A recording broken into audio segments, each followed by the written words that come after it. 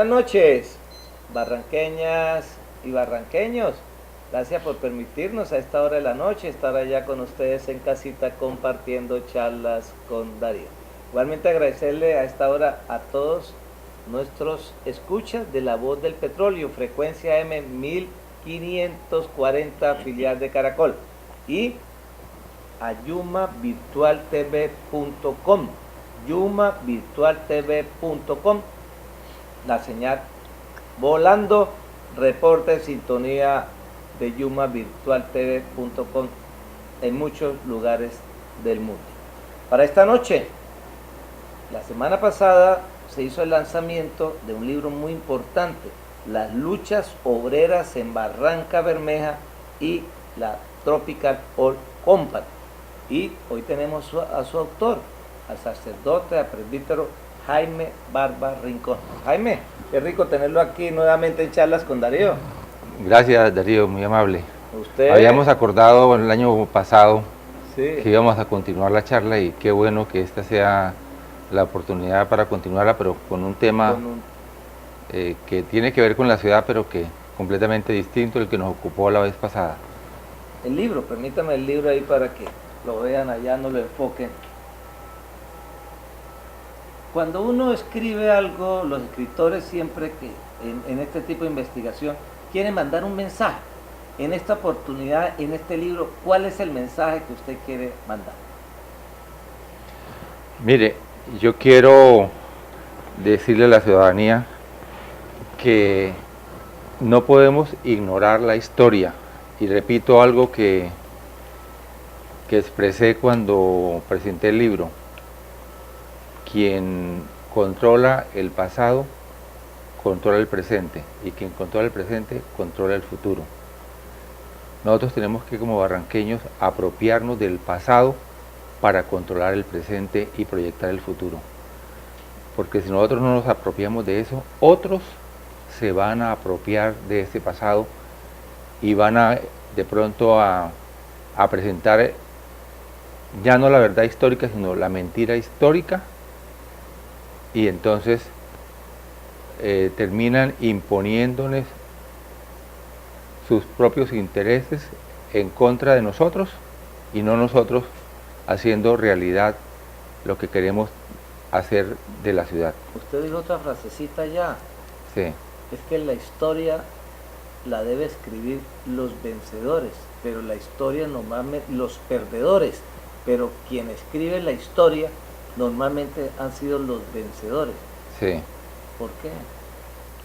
Porque cuando la ¿Por qué los perdedores? ¿Por qué los perdedores cambiar allá lo que es la lógica que los libros normalmente los escriben los que triunfan? Porque no siempre el que triunfa dice toda la verdad, sino que impone su verdad. Y a veces la verdad no siempre coincide con la verdad del vencedor, sino que el vencido también tiene algo que decir, y muchas veces tiene mucho que decir más que lo que dijo el vencido, el que venció. Y nosotros aquí hemos sido de alguna manera vencidos en muchas cosas, y necesitamos recuperar esa memoria para que no nos sigan venciendo. Por eso es que los españoles llevaban sus propios relatores, ¿cómo es que llamaban? Cronistas. Los propios cronistas, y claro, hablaban su historia a su manera. A su manera. Y esa claro, es la que nosotros conocemos. Claro, esa es la que nosotros necesitamos. Y prueba de eso es, mire, lo siguiente. Tengo aquí este libro, Chocó Pacífico Tropical Oil Company. Es un relato, libro de reciente publicación en junio de este año, de la Universidad Nacional. Es la publicación de un documento inédito que estaba en el Archivo Nacional, elaborado por un funcionario del Ministerio de Minas y Energía. Y él se refiere a la huelga, a la primera huelga de 1924. Resulta que la situación social de los trabajadores era la siguiente: aquí todo trabajador, sea cual fuere su categoría, es despedido si la fatalidad lo cobija y se ve enfermo. Se han registrado hasta 110 defunciones mensuales. Hoy mismo andan por las calles de este municipio más de 140 trabajadores de las petroleras de las infantas cargados de úlceras y fiebres mendigando. Resulta que en este libro todo es belleza. Aquí el servicio médico que prestaba la Tropical era magnífico. Y eso fue lo que dio lugar a la primera huelga.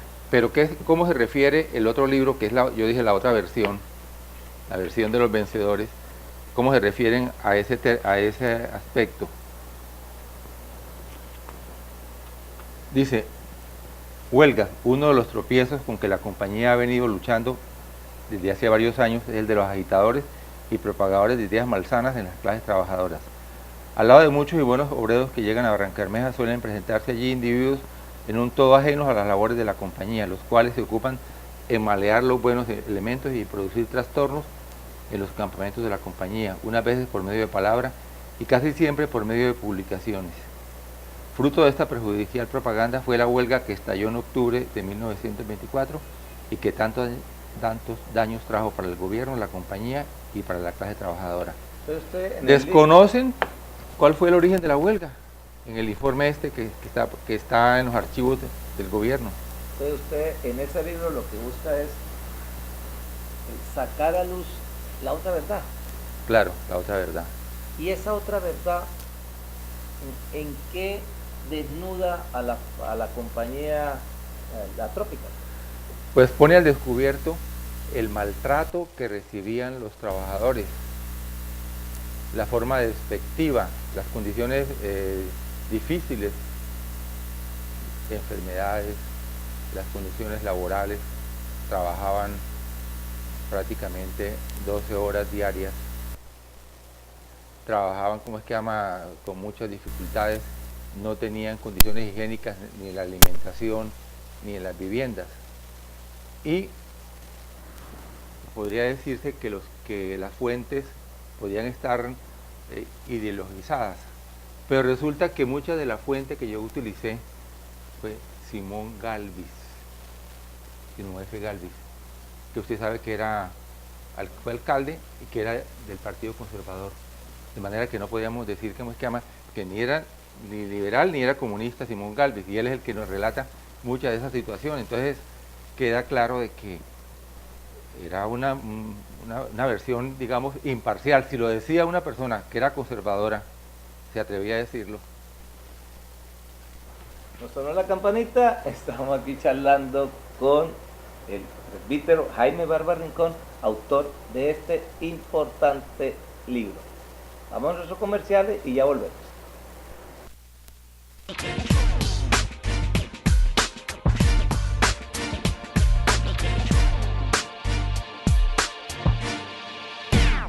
Metrología y Servicios, centro de entrenamiento especializado sobre trabajos en altura, capacitación, entrenamiento, asesoría técnica y todo lo relacionado con montajes y trabajos en altura. Contamos con centro de entrenamiento propio, generamos empleo y mano de obra calificada y certificada. Empresa 100% barranqueña con licencia en salud ocupacional. Visítenos en la calle 72 1969. Comuníquese al teléfono celular 310-343-6270. Medcol Limitada, servicio atorneado por control numérico computarizado, CNC convencional, fresado, taladro, metalizado y babitado y soldadura Tin Min. Ubíquenos en la calle 71, avenida 25 de agosto, número 1977, barrio La Libertad.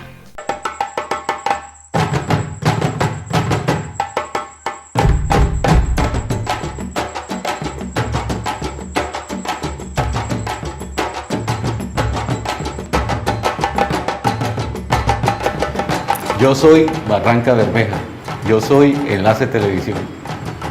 Confort, economía, nuevos diseños, texturas y materiales, lo mejor en la construcción. Ven con tu familia en amor y amistad y haz tu sueño realidad de tener casa, remodelar y diseñar tu hogar. Tercera Feria de la Construcción, te la llevas toda.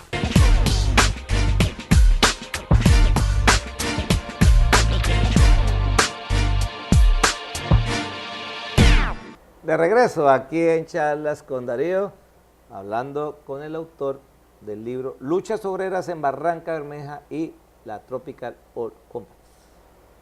Jaime, ¿cuánto tiempo se demoró para recoger toda la información y publicar ese libro? ¿Y en qué momento le nace esa idea? Cuando yo estudiaba Derecho, hace ya, que póngale 25 años, Usted primero fue economista. Sí, Ah, no, ¿sí? Primero Fue economía, Sí, economista. luego estudié Derecho. Luego Derecho. El primer día de clase, después de haber sido alcalde, regresé a la universidad nuevamente y en la clase de Derecho Laboral Colectivo, el profesor Alonso Carrascal Conde, cuyo abogado dedicado a colaborar con los sindicatos, el papá de él también había sido abogado del abuso y de otros sindicatos, me dijo, Jaime Barba, usted es de Barranca, le dije sí. ¿Y usted fue alcalde? Le dije sí. Pero yo soy amigo de su papá. Dijo, como conozco a su familia, usted me va a hacer un trabajo sobre las huelgas que los trabajadores le hicieron a la Tropical Rail Company. Yo le dije, sí, yo se lo hago. Entonces llamé a uno de mis hermanos que había trabajado aquí en Intercol. Y entonces le conté y él me dijo, yo tengo algunos documentos que te pueden servir. Y entonces me facilitó los documentos. Yo hice un ensayo de 25 páginas, lo presenté en clase, lo acompañé de diapositivas. En ese tiempo pues, eran las diapositivas esas de carrusel. Joya me preparó las diapositivas y lo presenté en clase y el profesor le gustó el trabajo y hasta curiosamente me dijo, si quiere volver a clase, vuelva, pero ya usted pasó la materia. Dijo, tiene 5. Y entonces me dijo, no, yo quiero que ese trabajo también lo conozcan los demás estudiantes de Derecho. Y entonces él organizó una charla con toda la Facultad de Derecho y con los profesores. Y bueno, pasé la materia y este año, yo a comienzos de año, en la casa paterna, buscando unos archivos, me apareció el trabajo. Y entonces me lo llevé para la curia y me pareció como interesante retomarlo y entonces lo retomé. Había hecho una cosa que antes no se exigía, que uno tenía que poner las fuentes exactas, que la página, que el libro, que la edición. Yo tenía encomillado muchas cosas y me tocó ponerme a releer los libros que yo había trabajado para esa época, porque como tenía la bibliografía, y rehacer el trabajo. Y buscar otras fuentes y otros documentos. Y entonces, cuando ya tenía el trabajo más o menos bosquejado y no terminado,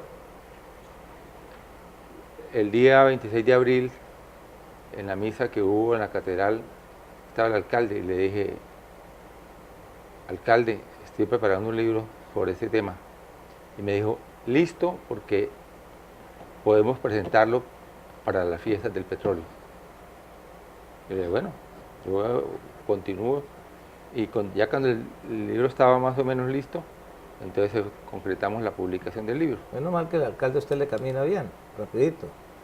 Bueno, ahí hubo unas pequeñas trabas por unas interpretaciones que yo no comparto por parte de algunos abogados que decían que este libro era de lujo y que estaba prohibido por la ley anticorrupción. Yo les decía a ellos, no, eso se aplica a la publicidad, pero no a un libro, porque es que la ley de cultura obliga a las entidades territoriales a fomentar la cultura y la historia. Pero bueno, al fin y al cabo se pudo publicar. Hagamos un paréntesis porque esta es una ciudad que ha cambiado mucho.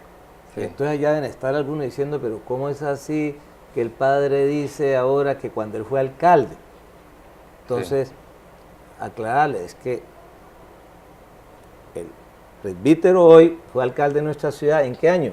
1982, 1983. Fue contralor municipal, Sí, gerente de la licorera de Santander. claro. ¿Qué más? Director de Cafaba, que fue mi primer Director cargo. de Cafaba. Y entró y se ordenó como sacerdote ya después de haber hecho todo ese tránsito, ¿cierto? ¿En Sí. qué año? Van a ser 7 años. Ya va a ser 7 años. El Entonces, 9 por eso, de septiembre. es de los pocos en el país que fue como civil, entre comillas, alcalde y ahora es presbítero. Para que la gente, para los nuevos, porque ya nosotros los viejitos lo conocemos, pero esto es una ciudad que ha cambiado muchísimo. Usted presentó ya un documento que demuestra también cuál fue como el nombre inicial de lo que hoy conocemos el abuso, porque no nos habla de ese documento. Sí, mire, Raúl Eduardo Maecha, que fue el líder que se destacó en la organización de los trabajadores, que eran unos campesinos venidos de las sabanas de Bolívar, Córdoba, que es, digamos, lo que era Magdalena antes, que ahí salieron varios departamentos. y algunos de Antioquia y algunos santanderianos, pero eran unos campesinos y los graduaron de obreros aquí a la carrera. Y él en los años 20, que fue una época de mucha agitación política, que se originó esa agitación después de la revolución bolchevique en 1917, entonces esos vientos del socialismo pues movieron las conciencias de mucha gente a nivel mundial, y en Colombia no era la excepción. Entonces ellos llegaron a organizar los trabajadores. Pero Raúl Eduardo Maecha había conocido el sindicalismo de Estados Unidos, él había estado por allá en Chicago, y además había ayudado a organizar la huelga de las bananeras. Llegó aquí a organizar el sindicato y lo crearon como un sindicato que no eran únicamente obreros, sino que eran campesinos, colonos y pequeños comerciantes, al estilo de unas agremiaciones que él seguramente había conocido que se realizaban en Inglaterra, que eran como unos gremios más bien. Entonces le dieron el nombre de Unión Obrera. Unión Obreros. Aquí, aquí la carta dice: señor presidente del Consejo Municipal, honorables concejales, en su despacho, la Junta Directiva Unión Obreros, aunque en el encabezado dice Unión Obrera, de esta localidad que me honro en presidir, en su sección inaugural del 10 del presente aprobó la siguiente proposición. La Junta Directiva, al iniciar sus labores en pro del obrerismo de este municipio, se permite saludar atenta y respetuosamente a las autoridades de la República y al honorable Consejo Municipal, esperando obtener los sagrados derechos de protección, apoyo y garantías para la Unión de Obreros. ¿Qué año es ese documento? Febrero 12 de 1923, pero la creación del abuso fue el 10 de febrero de 1923, de lo que después se llamó la USO. De lo que después se llamó USO. Pues sonó la campanita, nos vamos a nuestro corte y regresamos aquí en Más Charlas con Darío. Ya volvemos.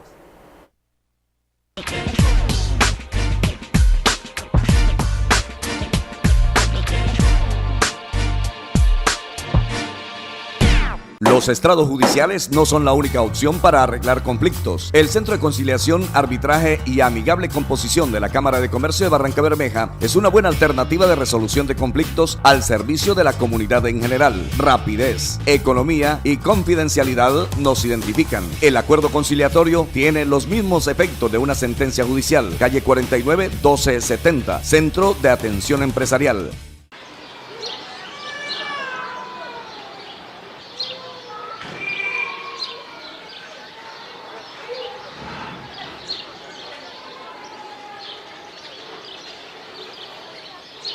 Voz del Petróleo de Caracol. Sintonícela en su frecuencia 1540 AM. Ahora disfrute su señal en la internet www.emisoralavozdelpetroleo.com.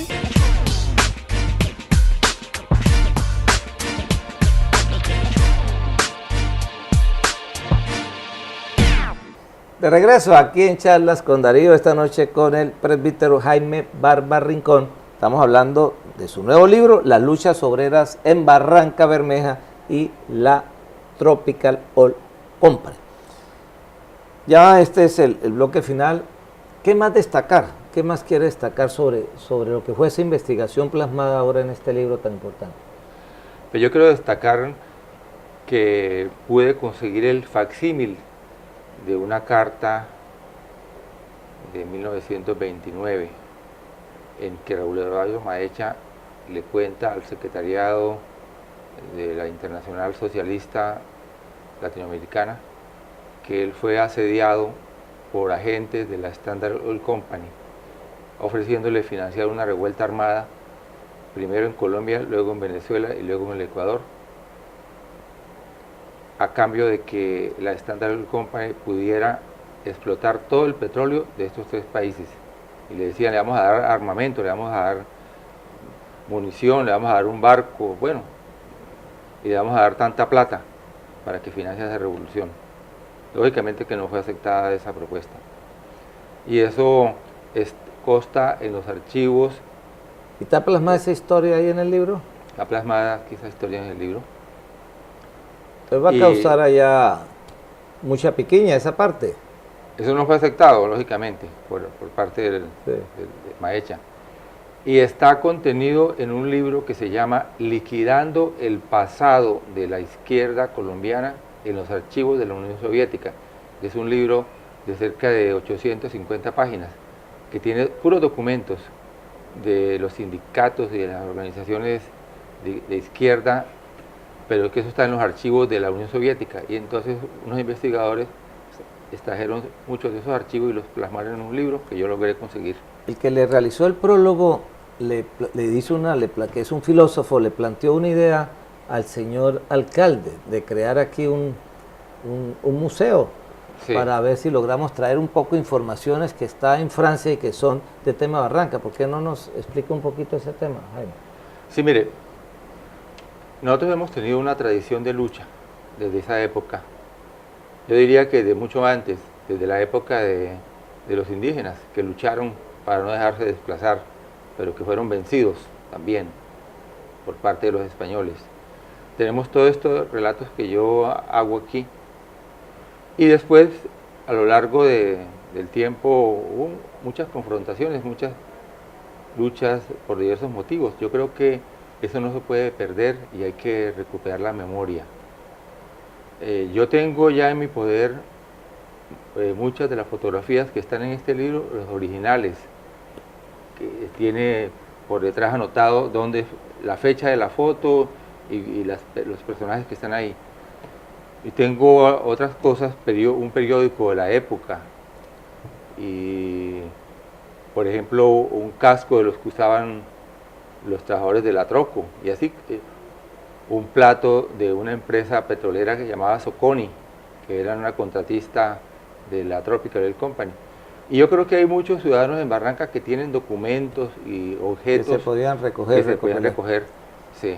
Monseñor le hizo un anuncio en el lanzamiento muy importante, en la creación del Centro de la Memoria Histórica, a usted como su director y fundador. ¿Qué es eso?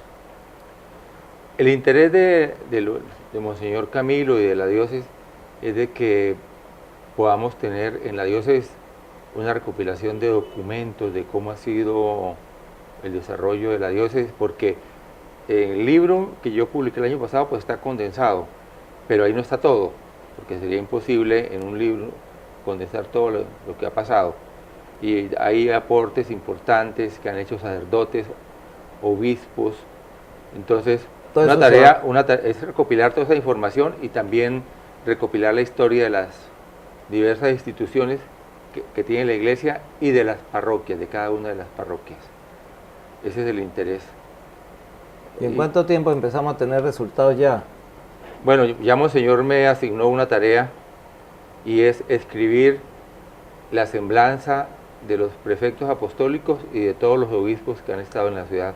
Yo espero que en 2 años podamos estar presentando ese libro de la semblanza de los obispos y en un tiempo más corto comenzar a recopilar la información de la historia de cada una de las parroquias. ¿Usted ya hace parte de la Academia de Historia de Santander? No, el doctor Alfonso Gómez Gómez, con motivo de la publicación del libro de la diócesis a comienzos de este año, presentó mi nombre ante la academia, pero eso no se ha realizado. Voy a enviarles este nuevo libro para ver si es posible que eso se concrete. Volviendo un poquito al tema que lo escuché allá, en ese momento la Unión Sindical Obrera, o lo que se llamó después la Unión Sindical Obrera, veo que había un protagonismo también muy fuerte de los conservadores y los liberales, aunque también el tema de la revolución ahí, el tema de los comunistas también, del Partido Comunista, pero era mucho más fuerte como el conservatismo dentro del proceso de la USO, de los inicios, llamémoslo así. Lo que pasa es que no había digamos, ideologización del sindicato, sino que el sindicato luchaba por unas reivindicaciones y se hacía caso omiso de que fuera liberal, conservador o comunista. El protagonismo de que usted habla es después de la creación de la Empresa Colombiana de Petróleos, porque en ese momento el Partido Conservador había impulsado la creación de la UTC, y la UTC estaba interesada en que hubiera un sindicato de un corte distinto, y entonces se propició la creación en el centro del sindicato llamado Sincopetrol, y aquí en refinería el sindicato llamado Sintranal. En el centro colaboró Arnulfo López, y en el de acá este dirigente de la Liga Internacional por un Mundo Mejor, don Gregorio Castro Iriarte.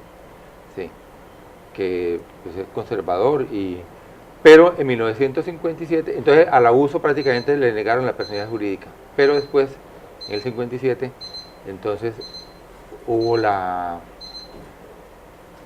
actualización del abuso, porque como lo conté y lo cuento en el libro, Germán Villarreal, que fue un dirigente anapista y que luego fue dirigente del FILA, Sí. en ese tiempo era dirigente de los trabajadores en la asamblea, se paró y dijo, bueno, los que estén de acuerdo con el cura Posada, que era la línea conservadora, háganse de este lado, y los que estén por el lado de Montaña Cuéllar, que era la línea, digamos, revolucionaria. Entonces se fueron poco a poco pasando los trabajadores al lado de Montaña Cuéllar, la mayoría, pero quien inclinó la balanza fue Ursino Ospino, que era dirigente conservador, pero que tenía mucha acogida con los trabajadores, y eso hizo que se volviera a restablecer la Unión Sindical Obrera en 1957. Secreto que nos deja el libro, desearle, Jaime, muchos éxitos, felicitaciones. Sé que va a ser un libro de consulta permanente y es la historia escrita, no por un vencido, porque usted no participó, pero es reivindicando a los vencidos. Sí, muchísimas gracias. Muchos éxitos, ya viene Idami, nosotros nos vemos en más charlas con Darío. Chao, chao. Hola, hoy desde la tercera feria de la construcción que se desarrolla acá en el auditorio de San Silvestre, un evento importantísimo, todo lo que tiene que ver con el desarrollo urbanístico, la innovación arquitectónica y por supuesto todas las novedades en este aspecto, también con aporte importante de profesionales barranqueños que también hacen su creatividad e innovación. Así que entonces están ustedes todos invitados. Recuerden que hasta el próximo sábado durante todo el día y al final de la jornada habrá una interesante sorpresa para los que han estado muy atentos de la Feria de la Construcción organizada por este importante empresario Alfonso El Jamarrique. Así que entonces ustedes han tenido su boleta para participar de la rifa de la cocina integral, que a las 6 de la tarde se estará rifando y quienes estén presentes puedan hacer partícipes de este importante regalo. La innovación está, hay muchos proyectos en exhibición. Esto significa que Barrancabermeja está creciendo de manera significativa, pero que hay que organizar nuestra casa. Así que por eso es importante insistir en la planificación a través del plan de ordenamiento territorial, que todavía pues está ahí en espera de que la CAS y todas las autoridades pertinentes apropien realmente lo necesario para organizar el territorio de Barrancabermeja y que sea sostenible y realmente acorde con nuestro medio ambiente, para que seamos armónicos y tengamos realmente condiciones dignas para los barranqueños. Así que aquí encuentran ustedes todas las innovaciones. Si ustedes quieren mejorar sus casas, si quieren adquirir elementos de decoración y todo el desarrollo para una mejor armonía en nuestras viviendas y en nuestros barrios. Así las cosas. Para finalizar, un pequeño apunte. Sorprendente el anuncio que hace el secretario de Educación frente a la pérdida de más de 1000 boletos o tiquetes escolares que son apropiados para los niños de las comunas y de los estratos niveles bajos que no tienen la posibilidad de su transporte. Pues así estos niños se han quedado sin este servicio por cuenta de alguien que en la dependencia se apropió de los tiquetes, pero que esto se presentó hace más de un mes. Pues conocimos precisamente por parte de los conductores que no permitían a los niños subirse a sus buses, que los tiquetes se habían extraviado. Ahora, pues un mes después se vienen a conocer las circunstancias que están en investigación. Realmente muy lamentable que suceda esto en el municipio. Enhorabuena, doctor Calao, usted hace esa importante denuncia para que se investigue realmente y se conozca qué personas son las que se quieren apropiar de los recursos del erario público a través de este importante beneficio que se le da a los niños para que vayan a sus escuelas y colegios. Para finalizar, entonces, les recordamos esta importante feria de la construcción que va todo el día, mañana sábado, aquí en San Silvestre. Nos vemos en la próxima oportunidad de Charlas con Darío.